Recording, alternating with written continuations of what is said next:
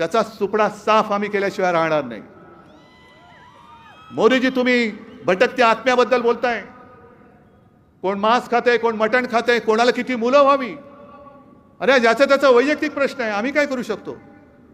तुम्हाला राजकारणामध्ये मुलं होत नाहीत नेते म्हणून, आमच्यातले चोरतात त्याला आम्ही काय करू.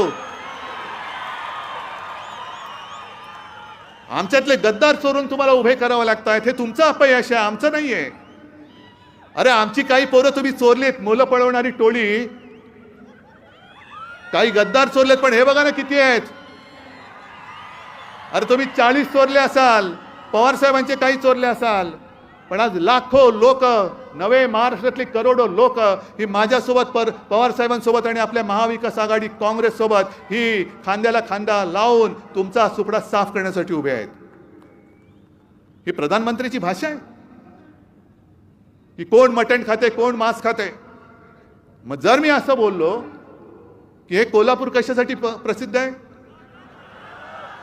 तांबडा आणि पांढरा रस्सा, मग जर मी असं बोललो, तुम्ही देणार तर नाहीच आहात मत त्यांना, पण उद्या मोदी सरकार परत आलं तर तांबडा पांढरा रस्त्याच्या जागी ढोकळा आणि शेवपापडा मिळेल असं बोलू मी, आणि चालेल तुम्हाला. कोल्हापूर शेव आणि फाफडा, कोल्हापुरी ढोकळा नाही, कोल्हापुरी म्हणजे अस्सल तांबडा पांढरा रस्साच पाहिजे, झणझणीत. आम्हाला गुळमुळीत काय लागतच नाही. आणि म्हणूनच म्हणतात ना लवंगी मिरची, त्या मिरचीचा झटका आता त्यांना द्या.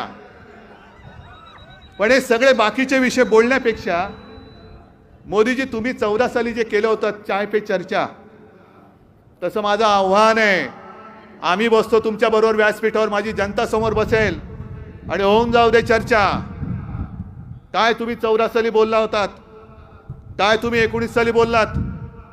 अहो गायीवर बोलता तसं महागाईवरती का नाही बोलात. आज सगळे मुद्दे संपले.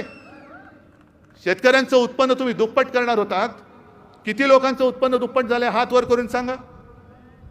मुळात इकडे शेतकरी आलेत की नाही आलेत. अरे मग हात लाजता कशाला, हात वर करा ना.